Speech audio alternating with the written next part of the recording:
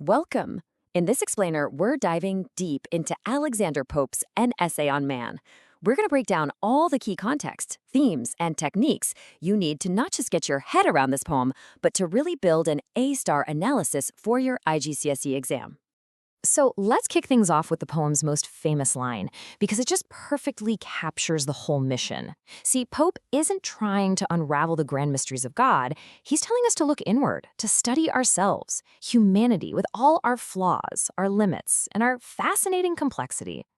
All right, here's our roadmap for this. First, we'll set the scene with Pope and the Enlightenment. Then, we'll get into the poem's massive central idea, the great human paradox. After that, we'll unpack Pope's poetic toolkit, all his cool tricks. And finally, the bit you're waiting for, we'll show you exactly how to put it all together for that A-star analysis. Okay, first up, Pope and the Enlightenment. And trust me, to get those top marks, you absolutely have to show the examiner you understand the world Pope was writing in. This is a crucial first step. So you gotta picture it. Pope was a leading voice of the 18th century Enlightenment, an era they literally called the Age of Reason. This whole period was about championing logic, order, and using knowledge to figure out our place in the universe. Pope's work is a direct product of that whole vibe. Now, this is the crucial point. Pope wasn't just writing pretty verses here. No way! He was taking on this huge philosophical project to justify God's plan. He's basically arguing that the universe, even with all the chaos and bad stuff we see, is actually a perfect, divinely ordered system. We just can't see the whole picture from down here. All right, let's move on to the absolute heart of the poem, the central theme you have to analyze, the deeply contradictory nature of humanity itself. This is where the big marks are waiting for you.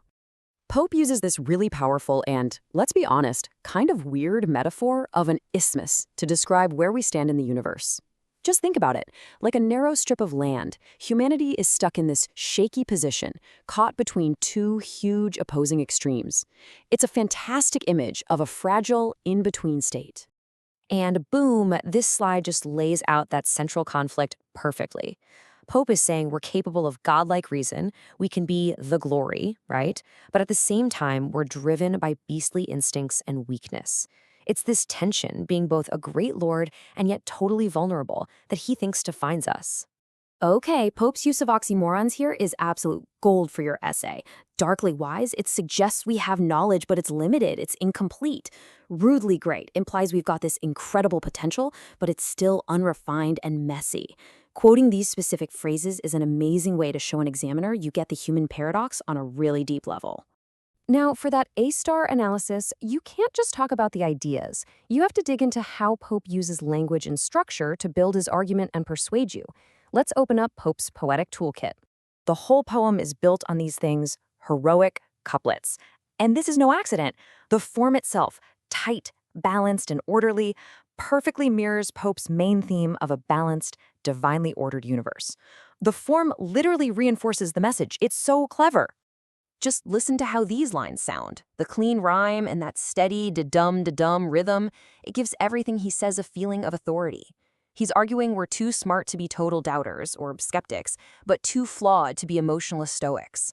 The rhythm makes these deep philosophical points sound like undeniable facts. So beyond the big structure, Pope packs his lines with specific techniques. You need to be on the lookout for antithesis. That's when he puts contrasting ideas right next to each other for a big impact.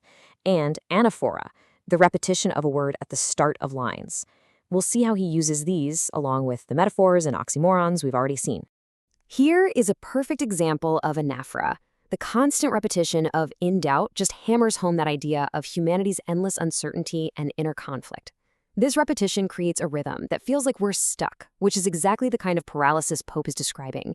It's a key part of our paradoxical nature. So you've got the context, you've got the themes, and you've got the techniques. How in the world do you put all of this together in an exam to lock in that top grade? Let's build your A-star analysis, step by step. Okay, here it is. A simple but incredibly effective formula for every single paragraph you write. PEA. It stands for point, evidence, and analysis.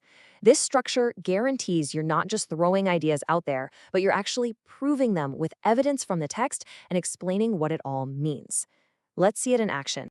So, you start your paragraph with your point. You state your idea clearly, and this is key, you immediately connect the poem's theme to the historical context we talked about. This shows a really sophisticated understanding right from the get-go. Next up, your evidence. But don't just drop in a long, clunky quote. The trick is to embed a short, sharp bit of text seamlessly right into your own sentence. Just like this. It looks so much better. And finally, the analysis. This is the most important part. This is where you get the big marks.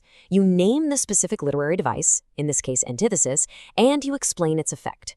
For that A-star insight, you can explain how Pope, like a true Enlightenment thinker, uses a balanced structure to talk about the imbalance of human nature.